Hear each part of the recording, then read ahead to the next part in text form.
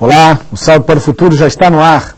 Hoje, no terceiro programa da série Escola e Povos Indígenas no Brasil, nossas convidadas vão falar sobre a formação dos professores índios para a escola indígena. Para este debate, convidamos a professora da Escola Estadual Indígena, Edmilson de Lima Cavalcante, em Roraima, Irani Macuxi. A professora da Universidade Federal do Rio de Janeiro, Bruna Franqueto, e a assessora de projetos da Comissão Proíndio do Acre, Vera Olinda. Contamos ainda com a sua participação. No Amazonas, nossa equipe conheceu a Organização Geral dos Trabalhadores dos Professores Ticuna Bilíngues. No Acre, foi a vez de visitar o Centro de Formação dos Povos da Floresta. Confira. Jaminawa, Xauandawa, Axaninca, Caxinauá.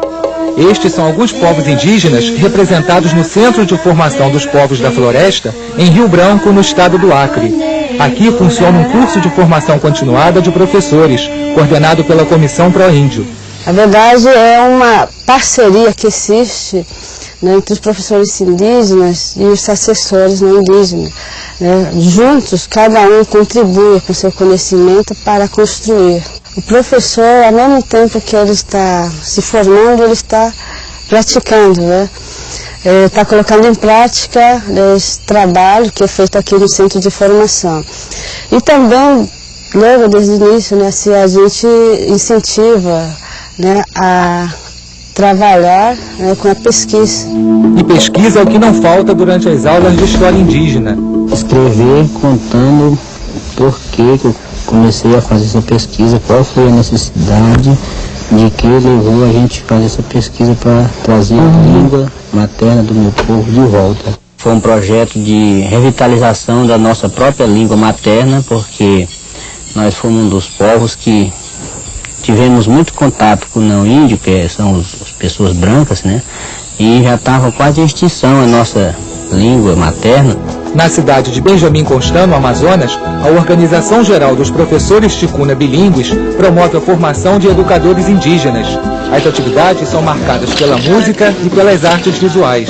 Os ticunas têm uma sensibilidade, uma capacidade, né, muito grande, tanto em relação à música quanto em relação às artes visuais, né, o desenho, a pintura, a escultura. E isso é uma coisa importante para ser valorizada, para ser ampliada dentro da escola e na formação dos professores, já que é algo muito forte para eles, muito importante para eles. Desde o princípio que a gente usava muito essa arte também, como pintura facial, do genipapo, que nós usamos esse arte do pintura facial na festa da Moça Nova. Nós usamos muito isso para proteção da gente também, por isso que é muito importante essa arte também. E a arte ticuna também se faz presente na produção de todo o material didático durante o curso de formação. O Livro das Árvores é um exemplo. Esse livro é de grande importância porque aqui conta da história, dos conhecimentos dos ticuna e da nossa árvore que existe, que é a nossa riqueza aqui no Amazonas. A gente era acostumado usar o livro só que vem de São Paulo, né, aquele livro, só que a assessoria incentiva, gente, nós vamos ter um livro, nós vamos fazer um livro. O que o professor pode ter como ganho é que ele se torna um professor e ao mesmo tempo ele é cada vez mais, pelo menos a tendência na qual assim, nós estamos apostando, é de que também se torna um pesquisador e um construtor de conhecimento, de modo que no futuro nós venhamos a ter matemáticos ticunas, linguistas ticunas, né? A gente tinha uma visão de como o professor antigo dava aula, quando a gente foi para a sala de aula, foi imitando eles, né, como a gente foi alfabetizado. Então depois que aconteceu essa formação aqui, nós ficamos, eu me sinto que sou profissional de primeira a quarta série.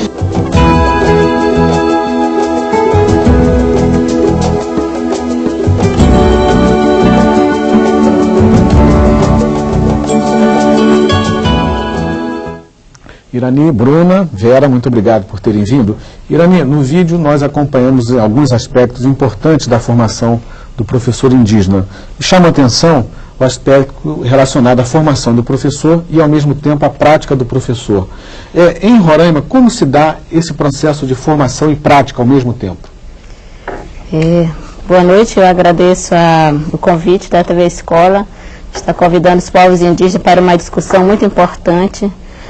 Falar sobre a formação dos professores e principalmente atuar na sua prática na comunidade é um dos pontos essenciais que nós, povos indígenas, estamos trabalhando. Hoje podemos destacar que, a partir do momento que nós, professores, estamos buscando nos formar através da universidade, principalmente como experiência Roraima que nós temos hoje, então voltar a trabalhar as questões conforme as suas necessidades. Hoje nós temos uma necessidade de formação porque a comunidade precisa.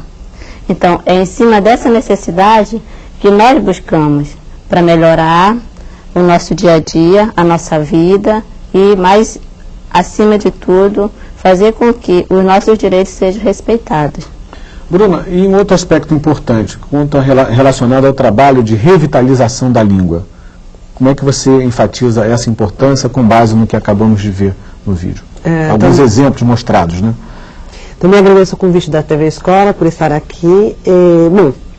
Nós vimos o professor Antônio Chauadawa, né, lá no Acre, sublinhando a satisfação, o prazer de estar exatamente trabalhando e pesquisando para uma revitalização, né, da língua materna, da sua língua materna.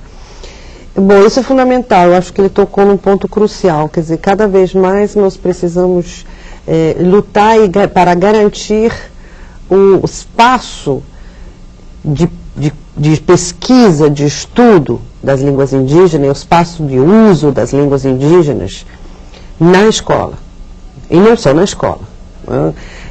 Não esqueçamos que no Brasil são faladas, no mínimo, 180 línguas indígenas ainda hoje. É uma diversidade linguística que implica numa diversidade cultural incrível. É uma das áreas no mundo de maior concentração de diversidade linguística, né?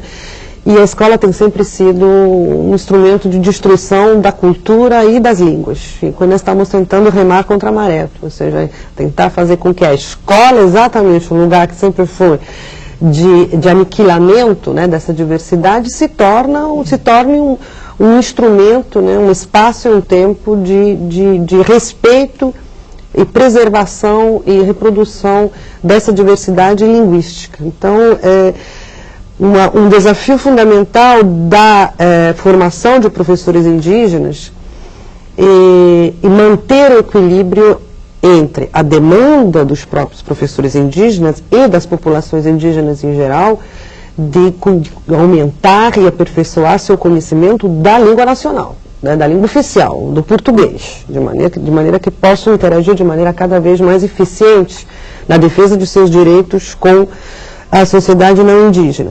Mas, ao mesmo tempo, quer dizer, é fundamental manter o equilíbrio, então, entre a aquisição do português e de outras línguas não indígenas com as línguas indígenas. Então, manter esse equilíbrio de maneira que nem a língua nacional, a língua oficial, se torne,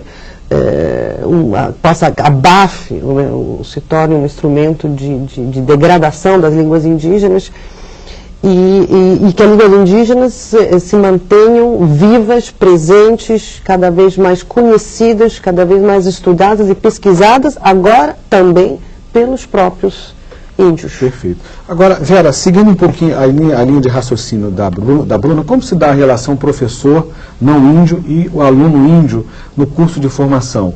Esse equilíbrio que a Bruna acaba de citar, também tem que prevalecer na relação entre professor e aluno?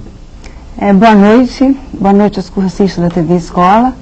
Eu acho que sim, eu acho que o que marca o eixo da formação do professor indígena, ele é marcado muito por esse equilíbrio.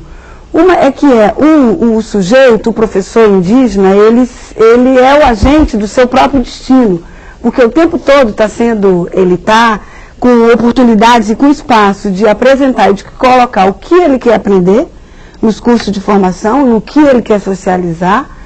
E eu acho que essa equipe, ou as equipes de formadores não indígenas, ela, né, que somos nós também, elas, o tempo todo, essas equipes, o tempo todo esse grupo de pessoas trocam de lugar com os índios. Então, em um curso de formação ou em atividade de formação variada, seja curso, seja oficinas em aldeias ou elaboração e produção de material didático, esses lugares a gente troca de lugar o tempo todo. Tem momentos em que nós somos os formadores, na mesma situação, no mesmo curso, são eles os nossos formadores, e eu acho que isso é um eixo, um corte interativo muito marcante na formação do professor indígena. Eu acho que isso tudo tem uma conexão também muito interessante com essa autonomia que tanto se fala, não é? A autonomia exatamente, é o poder de decidir, na verdade. Então, os programas de formação, os cursos de formação, na verdade, eles se preocupam muito com isso, eles promovem muito isso. E o que que marca muito, que é uma coisa bonita da gente ver, é o professor Ticuna dizendo isso, como ele falou. Olha, eu, com os meus cursos de formação, que são cursos fundamentados na minha própria cultura, na minha língua, na valorização disso, na definição desse lugar que as línguas ocupam, que a Bruna acabou de falar, eu me sinto um professor formado de 1ª a 4ª série. Quer dizer, ele precisou disso mesmo, dessa reflexão sobre ele, sobre o universo, sobre sua cultura, sobre sua língua, e ele se sente um professor muito profissional, exatamente. E pela maneira que ele se expressou, a autoestima está lá em cima, né? Conseguir, vir, vencer e vir, né? Vamos à primeira participação, é da Maria José, direto do Maranhão. Olá, Maria José. Boa noite, Márcio. Boa noite, especialistas. Eu sou Maria José Barreto e a pergunta é da Curso do Teleposto de Bacabal, Maranhão. O curso de licenciatura para professores indígenas é restrito somente a eles ou se estende aos não indígenas? Boa noite e obrigado. Muito obrigado a você, Maria José. Bruna, por favor. Bom, os cursos de licenciatura, ou seja, os cursos de ensino superior, de nível de 3º grau, indígenas, e que são ainda experimentos incipientes no Brasil. Lembro que o Mato Grosso é o primeiro, já não sei o 3º ano, está começando em Roraima, e em algumas outras regiões do Brasil são propostas que estão sendo discutidas, mas em princípio sim, a licenciatura chamada indígena é reservada ou se volta tão somente para alunos indígenas, acadêmicos indígenas, como nós chamamos os alunos do 3º grau em Mato Grosso. Ok. Vamos à participação da Valquíria, direto do Espírito Santo. Olá, Valquíria. Boa noite. Aqui falando é a Valquíria, telecursista da Escola Araribóia, Pancas, Espírito Santo. A pergunta ao professor de Geografia, Carla. Com o atual período de integração social, promovido pela globalização, a tendência mundial seria a massificação da cultura. Isso pode atuar como um obstáculo para a preservação da cultura indígena? Boa noite, obrigada. Muito obrigado a você, Valquíria. Irani, você sente que o atual momento, né, dessa transformação da sociedade mais veloz, mais consumista, de que forma isso afeta ou pode afetar a cultura indígena? Eu penso que a partir do momento que nós, povos indígenas, eu posso refletir o seguinte, que nós temos um processo histórico muito grande no Brasil, de massacres, de violências. E nós conseguimos, nós povos indígenas que resistimos a tudo isso, nós não nos deixamos levar por uma globalização ou por um desenvolvimento que se diz dos civilizados. Eu parto do princípio que a globalização, principalmente para nós povos indígenas, ela não interfere em nossas comunidades, nas nossas regiões. E os povos indígenas hoje são sabedores dos seus direitos, estudam, estão se formando para que a nossa cultura não venha, mais uma vez, ser massacrada, não venha desaparecer como muitos povos desapareceram por conta do desenvolvimento e da globalização. Perfeito. Temos uma outra participação, é da Lenir, direto do Tocantins. Olá, Lenir. Aqui é a Leni Viana, do teleposto do Colégio Estadual Anita Cassimiro Moreno e Aliança do Tocantins. Muito se discute sobre a implantação da proposta curricular específica para os povos indígenas. No Brasil, temos leis que garantem essa implantação? Obrigada. Muito obrigado a você, Leni. Volte outras vezes aqui ao Salto para o Futuro. Vera. Olha, a legislação brasileira... Bom, Leni, é bom fazer um históricozinho rápido, porque a legislação brasileira ela avançou muito nos direitos dos povos indígenas a uma educação intercultural, específica e diferenciada. E a resolução número 3 do Conselho Nacional de Educação, ela é muito clara quando ela diz, sim, que os povos indígenas têm direito a... Não é esse texto exato, mas é esse o espírito da coisa. Os povos indígenas têm direito à educação, a essa educação escolar, específica e diferenciada, com administração, gestão escolar pública muito própria, com definição de currículos muito próprios. Os conselhos estaduais de educação, eles têm também prazo já e estão se preparando para o reconhecimento dessa categoria professor indígena. Os professores indígenas e a comunidade escolar indígena, eles são os responsáveis por essa definição dos projetos políticos pedagógicos das escolas e, portanto, tanto a Resolução 3 do Conselho Nacional de Educação como o Plano Nacional de Educação e outra parte da legislação brasileira que não me ocorre nesse momento, elas são muito claras na proteção desse direito para as escolas. Quer dizer, está tudo legalmente constituído. Mônica, você tem perguntas? Tem pergunta da Ciseni de Goiás. Ela quer saber o que caracteriza um programa de formação de professores indígenas e quais são as suas especificidades.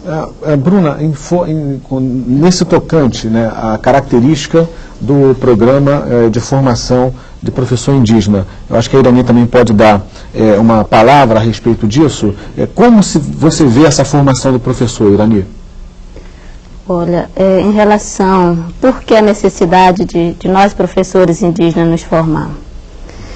Primeiro nós buscamos, você vê que no processo histórico que aconteceu, da década de 70, até dos processos, como a escola chegou na comunidade indígena.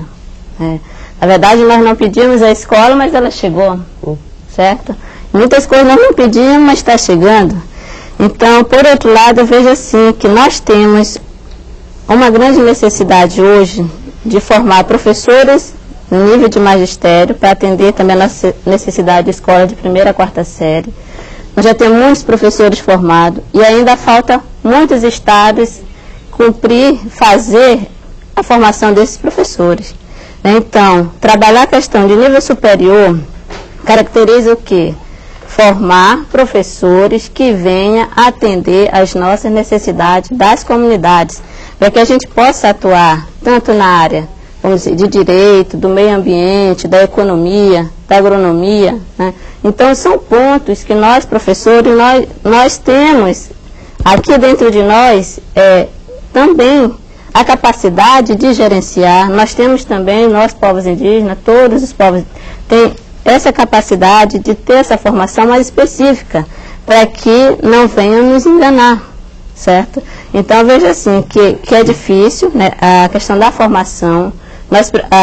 Eu penso assim, que ainda os estados, os governos até então, municipal, estadual e federal, está garantido na lei, como a companheira Vera colocou, está tudo garantido na lei. Mas como fazer para que essa lei venha ser colocado em prática? Se não dão condições, muitas vezes não acreditam nisso. Então, veja assim, que nós, a partir do momento que nós, professores, posso colocar de Roraima, que nós nos reunimos numa assembleia e dissemos, hoje nós queremos nos formar a nível superior. E nós queremos montar a nossa proposta político-pedagógica. Nós queremos dizer que nós não queremos um pacote pronto. Nós temos a capacidade de dizer o que eu quero estudar, porque eu sei qual é a dificuldade que tem dentro de uma comunidade. Então, eu acho que é para isso que os professores hoje vêm cada vez mais se unindo em prol desses direitos. Perfeito. Mônica? Os professores do teleposto de Santa Terezinha, em Miracema do Tocantins, perguntam por que a preocupação de formar professores índios para os povos indígenas, se perante a lei somos todos iguais. Não estamos sendo preconceituosos? Bruna, eu queria aproveitar uma parte dessa pergunta para acrescentar um outro tema que ficou faltando. Você queria até fazer uma abordagem também, é quando a cursista tocou na questão da globalização. Né? Você queria fazer uma abordagem também nesse aspecto. Sim, é que a globalização no mundo inteiro vem junto, por incrível que pareça, mas isso é um fenômeno que está sendo amplamente discutido e estudado, vem junto com o ressurgimento de especificidades políticas e culturais. Quer dizer, ao mesmo tempo que tem um processo de globalização que viria junto com a homogeneização, né, em vários níveis, ao mesmo tempo pipocam, né, nos 4 cantos do mundo movimentos étnicos, né, e movimentos políticos de revitalização, de resgate de particularidades, né, culturais e políticas. Então, é interessante ver isso. A globalização não é totalmente avassaladora, mas é como se ela gerasse dentro do seu próprio seio a sua contradição, né? Então, tanto que existe um movimento no global no mundo inteiro, quer dizer, com a globalização veio um movimento no global, que é um movimento que está se reunindo nos vários fóruns sociais, né, discutindo, criticando a globalização. Né? Perfeito. No próximo bloco, vamos conhecer um pouco mais o curso superior indígena da Universidade do Estado do Mato Grosso. Saldo para o Futuro, volta em instantes. No bloco anterior, Bruna, nós não tivemos tempo para você responder a pergunta por que a preocupação de formar professores índios para os povos indígenas, se perante a lei somos todos iguais. Não estamos sendo preconceituosos? Bom, perante a lei somos todos iguais, mas como eu disse justamente a nossa companheira aqui, muitas coisas que estão na lei não acontecem na prática, então sabemos que a questão de igualdade e desigualdade na prática é gritante, como é no caso dos direitos dos povos indígenas. São direitos muito bem estabelecidos na lei, né, mas respeitados em todos os cantos, em todos os momentos. Oferecer uma formação específica para professores indígenas que voltam, que já estão trabalhando em sala de aula e que voltam para suas próprias áreas, para as próprias aldeias, é o oferecimento de um serviço que é um direito de povos linguisticamente, culturalmente e socialmente diferenciado e diversificado. Quer dizer, o respeito à diferença é exatamente o dizer não ao preconceito. Né? E não esqueçamos que é uma formação diferenciada de qualidade, deveria ser uma formação diferenciada de qualidade superior à formação não diferenciada oferecida para os não indígenas. Estamos falando de diferença para melhor, e não de diferença para pior. Ok. Na Universidade do Estado do Mato Grosso, 200 professores que atuam nas escolas indígenas cursam o ensino superior. São representantes de 36 etnias. E nos meses de janeiro e julho, eles se encontram na universidade durante as etapas intensivas do curso. Agora, acabaram de completar a 7ª etapa. E nossa equipe esteve lá para conferir. Começa o dia no município de Barra do Bugres, em Mato Grosso, e os 200 professores indígenas se preparam para deixar o alojamento na Escola Agrícola Municipal. Depois do café da manhã, eles percorrem um trajeto de 10 minutos até chegar à Unemate, a Universidade do Estado de Mato Grosso. Aqui, eles participam da 7ª etapa presencial do curso de 3º grau indígena. Todo o programa foi estruturado de forma em etapas intensivas e etapas intermediárias, onde nós chamamos de formação em serviço, para que a gente não possa retirar o professor indígena completamente da aldeia e, ao mesmo tempo, que ele tenha um compromisso com a comunidade dele. Na verdade, nós temos, dentro do projeto 3º Grau Indígena, nós temos 3 licenciaturas, que são licenciaturas em Línguas, Artes e Literatura, licenciatura em Ciências Matemáticas da Natureza e licenciatura em Ciências Sociais. Nesta sala de aula, os professores trabalham a numeração. Nessa 7ª etapa, nós estamos trabalhando a prática do ensino de matemática. Nas aulas de Química, os professores desenvolvem atividades dentro e fora do laboratório. Nós trabalhamos muito com eles a ideia de que a Química está presente no nosso cotidiano, né? As aulas de produção de material didático rendem trabalhos que esbanjam beleza e cor. Com esse projeto do 3º grau, a gente está estudando, né, para a gente adquirir nossos próprios materiais didáticos, para a gente trabalhar na escola com os alunos. Esse material, no caso que a gente produziu nesse curso, ele está muito voltado para uma valorização dos conhecimentos indígenas. Então ele fala de roça, de marcadores de tempo, como os pássaros, como as nuvens, as borboletas, as libélulas, né? Como que a natureza, com suas constelações, que são outras, né? O que esses sinais representam da sabedoria dos povos indígenas. Durante as aulas de língua indígena, os professores apresentam alguns trabalhos de pesquisa. Nós estamos tentando buscar a conhecer a gramática da própria nossa língua mesmo, né?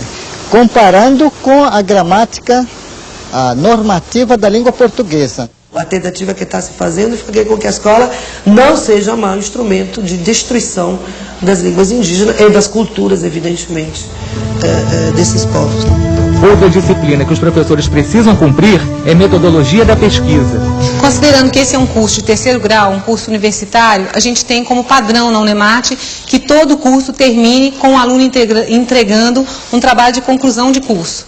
E o trabalho de conclusão de curso tem as suas normas. Uma delas é que seja uma investigação. O aluno tem que demonstrar capacidade de fazer uma investigação científica e escrever sobre determinado assunto. Essa aula foi o reforço para o que nós estamos construindo na nossa escola. Já fizemos um mini projeto de reflorestamento de uma área do manguezal, as crianças todas juntas, os pais participando, levamos 15 dias para fazer essa pesquisa e reflorestamos uma parte, mais ou menos de 1 hectare, foi só o início e está gerando, como é que se diz, procura. Ao final do dia, os professores retornam para o alojamento. E depois do jantar, eles participam da aula de computação, assistem a uma sessão de vídeo e ainda sobra fôlego para uma partidinha de futebol. Quando eu venho de lá da aldeia para cá, para Mato Grosso, eu trago todos uma história do meu povo.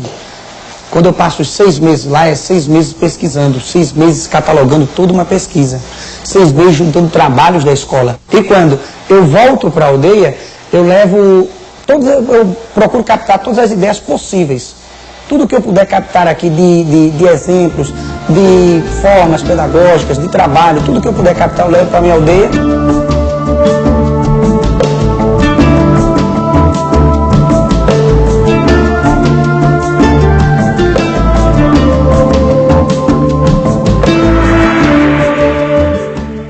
Vera, no curso de formação de professor, o vídeo mostrou que há também uma preocupação na metodologia de ensinar esse professor indígena a fazer um trabalho de pesquisa, de investigação também científica. No Acre, esse trabalho vem sendo realizado? De que forma? Existem trabalhos e investigações sendo realizadas? No Acre, a pesquisa indígena, ela é um dos campos, ela é uma das áreas do currículo do magistério indígena e hoje ela tem em andamento, no projeto do Acre, 90 pesquisas sendo realizadas pelos professores indígenas, do projeto que eu trabalho, na Comissão Proíndio. E, na verdade, de novo, essa relação, esse poder de decisão desses docentes, que é muito interessante, que é muito presente nos projetos de formação. Então, essas 90 pesquisas que estão em andamento no projeto, esses professores, eles definem tema, subtema, eles definem metodologias, eles lidam, eles tratam mesmo a investigação deles, inclusive formas de divulgar, de difundir. E isso tem resultados, produtos muito interessantes, principalmente livros em línguas indígenas e outros bilíngues, que são os cantos Kaxinawá, com o grupo Kaxinawá, são livros de cantos que também eles ficaram prontos. Esse livro de canto é um produto da pesquisa de um grupo de professores Kaxinawá. A história da tecelagem Kaxinawá também, que é uma pesquisa muito interessante, ela também foi organizada em livro, ela tem esse produto. Os mitos também, é uma pesquisa linguística e histórica, né, com essa linguística e história dialogando, coordenado por um professor Kaxinawá, que hoje faz a licenciatura indígena na Unemate. E aí eu acho que é bom frisar também que, de novo, na produção de material didático, de materiais didáticos que o vídeo mostrou, quer dizer, a gente observa que a seleção desses conteúdos dos materiais e essas metodologias, elas são exclusivamente de responsabilidade dos professores indígenas. Isso também é muito pouco comum no circuito universal. E a outra contribuição importante também que a gente destaca no que ela apontou, a investigação científica. Quer dizer, são esses conhecimentos que estão produzindo resultados, que estão se organizando em produtos de pesquisas assim variadas. Então, é o conhecimento indígena, organizado, sistematizado, divulgado, contribuindo com a ciência universal. Então, os programas de formação, eles dão conta disso, eles tratam isso também com muita fineza, e nesse viés, nesse eixo da autoria e da participação indígena. Que bom. Vamos ouvir agora a participação da Priscila, do Rio de Janeiro. Boa noite, meu nome é Priscila, eu sou do Rio de Janeiro, e eu gostaria de saber em que a língua portuguesa influi para a cultura indígena, se não ocorre muitas coisas, muitas confusões até na cabeça deles, porque quando os portugueses vieram ao Brasil, eles invadiram o espaço cultural dos índios. Isso não influi, se a língua não influi para a cultura deles. Obrigada e um abraço para todos. Ok, Priscila, muito obrigado a você. Volte sempre. Irani. Bom, a questão da língua portuguesa, posso citar o seguinte, que é a questão da influência, né, que hoje existe. Vocês sabem que devido ao processo, como eu já falei, histórico, muitas comunidades deixaram de falar a sua própria língua, a questão da língua materna. Muitos povos indígenas não falam, então adotaram a língua portuguesa como a primeira língua. Certo? Então, isso para nós é dolorido, a gente vê assim como foi colocada a questão da história toda, né? Mas eu penso assim, que conhecer também, nós temos uma aldeia que fala somente a língua materna, tudo para nós como cultura, como povo é essencial. Mas por outro lado, a língua portuguesa também nós precisamos conhecer todos os códigos, porque as leis dessa sociedade, ela não está escrita em macuxi, ela não está escrita em outras línguas, ela está escrita na língua portuguesa, certo? E eu preciso conhecer esses códigos para que eu possa dialogar com vocês, com a sociedade não indígena, em todos os sentidos. Como agora. E muito bem, né?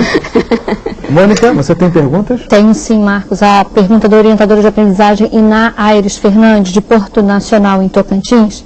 Ela diz que hoje, assistindo ao Jornal do Tocantins, viu os índios da região reclamando das dificuldades e da marginalização que sofrem ao frequentar as escolas estaduais de ensino médio nas cidades onde os moradores estranham a presença indígena entre eles. Aí ela pergunta se a preocupação na formação desses professores é para manter os povos indígenas nas aldeias ou prepará-los para conviver com o branco sem a perda de sua identidade.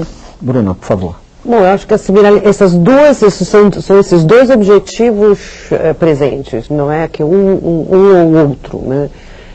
Tanto fazer com que os professores continuem trabalhando como professores em suas aldeias, em suas áreas, nessa idas e voltas, né, para cursos, como no caso da Unemate, né, em Mato Grosso, ou cursos de formação que se realizam diretamente nas aldeias e nas áreas.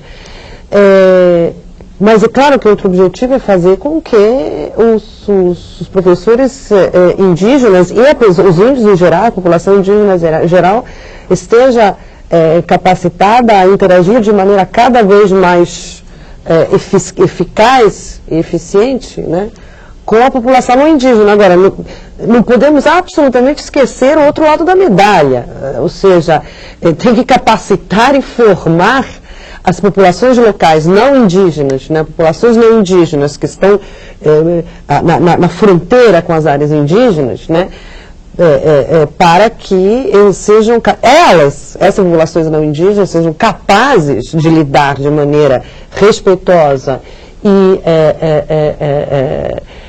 competente, né, com a população indígena. Então, tem um lado fundamental da educação em geral, que é a formação dos não indígenas com relação à questão indígena, né?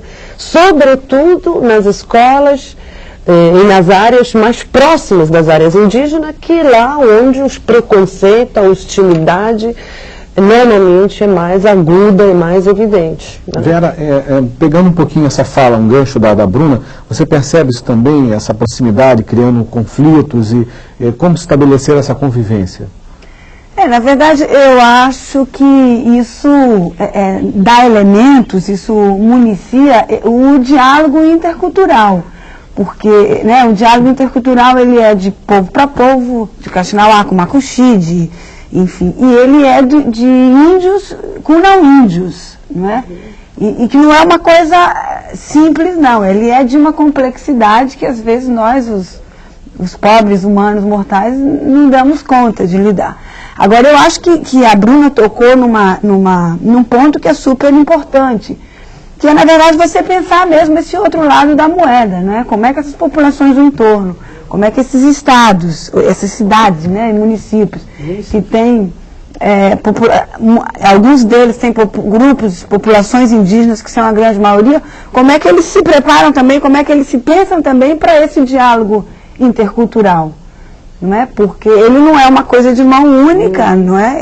E, na verdade, a sociedade brasileira, ela precisa estar atenta para isso e estar atenta de um modo muito favorável também, sabendo que você considerar isso, você está lidando com isso, você se fortalece também como indivíduo, você se fortalece como coletivo, não é? E que você aprende, na verdade, tem muito a aprender. Como é que você aprende a respeitar línguas, como é que você aprende a entender essa diversidade, como é que você aprende a entender e respeitar culturas, né? Na verdade, isso é um ganho, né, isso é um ganho para a sociedade brasileira, porque são pontos que estão muito ausentes, né, da nossa reflexão. Que precisam estar, né? Exatamente, exatamente. Vamos agora à participação da Raimunda, direto de Tocantins. Olá, Raimunda. Sou Raimunda Pitombeira, orientadora de aprendizagem do teleposto da Escola Estadual Conceição Brito, em Fátima, Tocantins. A pergunta é: o currículo das escolas indígenas é adaptado à realidade da aldeia? Boa noite e muito obrigada. Muito obrigado a você, Raimunda. Irani. Sim, em relação ao currículo, ele é adaptado conforme a necessidade das comunidades. Antes nós tínhamos, vamos dizer, as secretarias, elas acabavam mandando todos os conteúdos para ser ministrados nas escolas indígenas. Então nós dissemos, não, tem muita coisa errada, nós não queremos continuar com esse erro, então nós queremos mudar, nós vamos trabalhar, fazer o nosso currículo e fazer com que a nossa comunidade, né, venha trabalhar, os nossos alunos, com que a gente passe a atuar, né, e colocando, trabalhar conforme a sua realidade. Porque fica muito confuso quando eu pego temas que não tem nada a ver com a minha realidade, né? Posso colocar, hoje eu chego no Rio de Janeiro, para onde que eu vou, né? É completamente complexo para mim. Primeira vez que eu estou vindo, mas de qualquer forma, se eu estivesse na minha aldeia, eu sabia como ir, chegar e tudo, né, direitinho. Mas então, é a gente se adaptar ao conteúdo, ao currículo da nossa realidade, e isso não foge que também os povos indígenas venham também conhecer a realidade dos não indígenas, entende? E vice-versa, mas priorizando principalmente a nossa especificidade. Ok. Bruna, seguindo um pouquinho também essa questão da diversidade, é fácil entender simplesmente pela terminologia o que é a diversidade? Como é que você explicaria para a gente, com tantas etnias no Brasil, com tantos povos indígenas. Como é que você resumiria essa questão? Em primeiro lugar, é necessário que os brasileiros, em geral, reconheçam a existência da diversidade, de que o Brasil é um país multilingüe, pluricultural, e aqui não estou falando simplesmente de línguas e culturas indígenas, né? Tem línguas e culturas de vários povos que imigraram, né, para o Brasil. Então, primeiro, o reconhecimento dessa diversidade, em segundo lugar, o conhecimento dessa diversidade. Essa diversidade precisa ser conhecida, não apenas declarada, mas também conhecida. E a diversidade é um desafio, né? Nós vimos isso, eu vivo isso como professora do terceiro grau, né, de Mato Grosso, numa experimentação, que na verdade é uma experimentação quase do dia a dia, quase diária, né? De como que nós podemos lidar e trabalhar com a diversidade. São 37 etnias, né? 200 alunos com 37 etnias, quase 30 línguas representadas por esses 200 alunos. Então, como lidar com essa, de maneira real, de maneira efetiva com essa diversidade, né? Como trabalhar com essa diversidade, fazendo com que ela se torne evidente, aflore em toda a sua riqueza. Algo que nós estamos experimentando, quer dizer, porque é sempre um problema de ir além da retórica, dos discursos retóricos, né? Da diversidade, da diferença, né? Vamos praticar de fato, interculturalidade, né? Vamos praticar de fato. O que significa trabalhar com interculturalidade? Num curso de formação, na sala de aula, na escola da aldeia, né? Muitas vezes os discursos retóricos assim, a nível de ministério, de secretaria de educação, se tornam vazios quando se chega não numa realidade, num local, e vê que os discursos, a retórica não serve para nada, ou que precisa começar do zero. Quer dizer, trabalhar de fato na escola com a diversidade. Ok. Mônica? Os cursistas da TV Escola de Anápolis, em Goiás, dizem que uma das lutas dos índios é para que os professores das escolas indígenas sejam índios ali do próprio povoado indígena, para que possam valorizar sua cultura e suas diferenças. Eles querem saber como está a formação de professores hoje, sendo que ainda é muito difícil o índio ter acesso à faculdade. E eles dizem que a faculdade ainda não está adaptada para tal. Vera, nós já abordamos esse assunto, mas é importante enfatizar que esse é um processo, né? Em cima do que a Bruna acabou de dizer, está tudo em fase de construção, né? Essa formação, ela na verdade, ela está sendo toda muito construída. Eu acho que longe também de uma coisa acabada, né? Eu acho também que nem se deseja isso, porque sem essa... Não é essa a ideia de processo assim contínuo e vazio, não. É processo, é construção, mas ele tem alma, porque, né, na verdade, são atualizações, são demandas novas que pipocam a cada hora, a cada tempo, e que os currículos, os cursos de formação, eles precisam estar incorporando, não é? O que, na verdade, se discute muito, quer dizer, tem uma facilidade de estar formando índios, professores indígenas, para estarem ocupando e para estarem exercendo as docências nos seus próprios povos e nas suas próprias aldeias, muito em função também de um caminho, de uma facilitação, de que esse cara está lá, ele tem conhecimento, ele é do lugar, ele conhece a língua, ele está inserido ali naquele contexto, ele tem os parentes, enfim, é um conhecimento, é uma aproximação que favorece muito isso. É muito difícil você pensar, aí de novo, os exemplos que me são mais próximos, um professor, a Xaninca para dar aula no povo Kaxinawá, ou no povo Macuxi.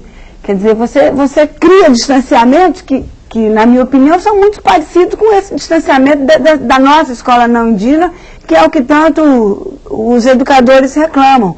Quer dizer, você levar um professor pronto do Rio de Janeiro para trabalhar no interior do Acre, ou para trabalhar mais próximo, aqui em Goiás, em Anápolis, por exemplo.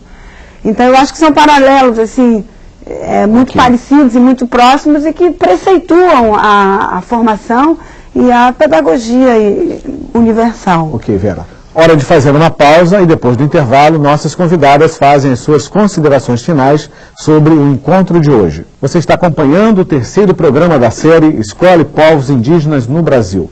E a partir de agora, nossas convidadas destacam os principais pontos do debate de hoje. Vera, suas considerações finais.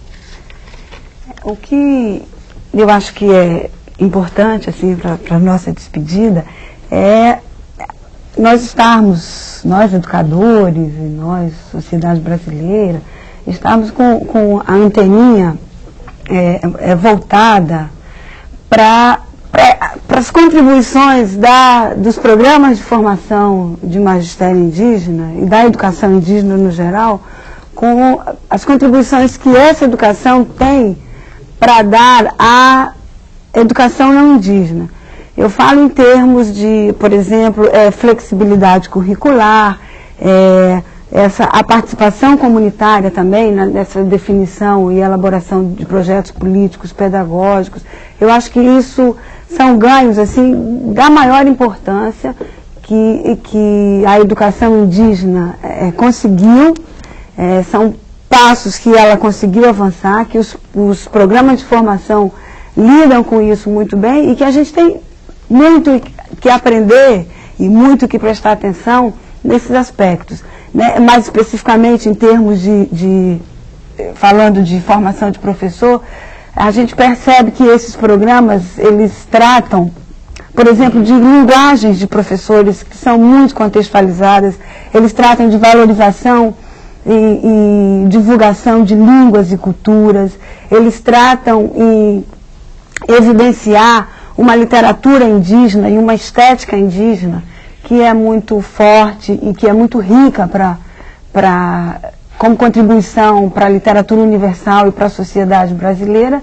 E eu acho que a orientação, no geral, a indicação, pelo menos no geral, é isso. A sociedade brasileira, né, precisa lidar de fato, precisa conhecer de fato, como disse a Bruna, essa diversidade. Perfeito, Vera. Muito obrigado. Bruna, suas considerações finais. Bom, em primeiro lugar, como disse a Irani, a escola nas aldeias, nas áreas indígenas, está presente cada vez mais, né? E não há volta a uma condição sem escola. Então, a educação é uma educação de qualidade, é um direito de todo cidadão brasileiro e, sobretudo, diria aí, dos primeiros habitantes desse território que veio a ser chamado Brasil, que são os índios, né? Esse direito tem que ser, foi conquistado. Eu acho que a escola, a educação diferenciada, específica, bilíngue intercultural, apesar de ser ainda objeto de várias discussões, de várias críticas, e o será ainda por longo tempo, essa educação é uma conquista, né, dos povos indígenas, uma conquista dos movimentos indígenas, das associações indígenas, das associações de professores indígenas, e que estamos em plena discussão, em plena efervescência, né, de debates em torno da educação indígena. Isso é muito interessante. Nunca foi tão centro de discussões e de preocupações a questão da formação dos professores indígenas. Debates de grande, às vezes muito exacerbados, que é um fato positivo. Não é por acaso que, por exemplo, agora, em diferença de 2 ou 3 semanas, acontecerão 2 eventos, um evento de caráter nacional no final do mês 30 e 31 de agosto em Brasília, né, sobre o terceiro grau indígena, sobre a universidade indígena, um evento de caráter internacional sobre o mesmo tema, a universidade indígena, em Mato Grosso, em Barra do Bugres, em setembro. Perfeito. Muito obrigado, Bruna. Irani, suas considerações finais. Eu gostaria de agradecer e, ao mesmo tempo, dizer assim que, para nós, povos indígenas, é uma imensa satisfação estar participando. Gostaria de dizer também que o Brasil tem que saber respeitar as diferenças que existem, essa diversidade, não só com os indígenas, mas com os negros também, uma diversidade muito grande. A questão da desigualdade que nós vemos trabalhando. E a formação para nós povos indígenas, cada vez mais nós pensamos que é essencial para que a gente possa atender as necessidades de nossas comunidades. A Constituição Federal, ela garante que é a lei maior do Estado, do Brasil. Nós temos hoje aprovada a 169, né, que é a organização, que é aquela lei que foi a Convenção 169, né, que garante também, mas sendo que todo projeto pensado, todo projeto a ser feito para os povos indígenas, eles têm que ter a consulta nas comunidades, das organizações, para que o projeto dê certo. Muitos projetos não deram certo porque não teve a nossa participação na discussão. Nós gostaríamos de ser respeitados dessa forma, para que os nossos trabalhos dê certo, para que hoje o Brasil, podemos colocar assim, com essa diversidade que existe, as universidades realmente não estão preparadas para nos aceitar. Mas nós temos que mudar o sistema. Tá? O sistema ele tem que ser mudado. E se nós nos acomodar, não vai ser mudado nunca, para ninguém. Obrigado, Irani. O terceiro programa da série Escola e Povos Indígenas do Brasil termina aqui. Eu quero agradecer as presenças da Irani Makushi, professora da Escola Estadual Indígena Edmilson de Lima Cavalcante, em Roraima, da Bruna Franqueto, professora da Universidade Federal do Rio de Janeiro, e da Vera Olinda, assessora de projetos da Comissão ProIndy do Acre. No Salto para o Futuro de amanhã, vamos discutir os currículos das escolas indígenas. Agora você acompanha imagens de mais alguns desenhos produzidos por professores indígenas para o material didático das escolas. Até amanhã.